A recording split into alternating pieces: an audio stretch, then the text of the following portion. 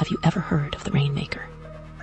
In a quiet village, they perform a sacred drought ritual, promising rain to save their crops.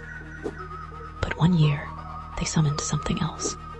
As they chanted under the darkening sky, whispers echoed from the shadows. The rain began, but it was blood red, not water.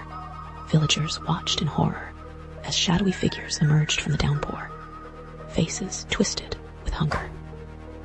The ritual was never meant to summon visitors from beyond. Now, every drought, there's a new warning.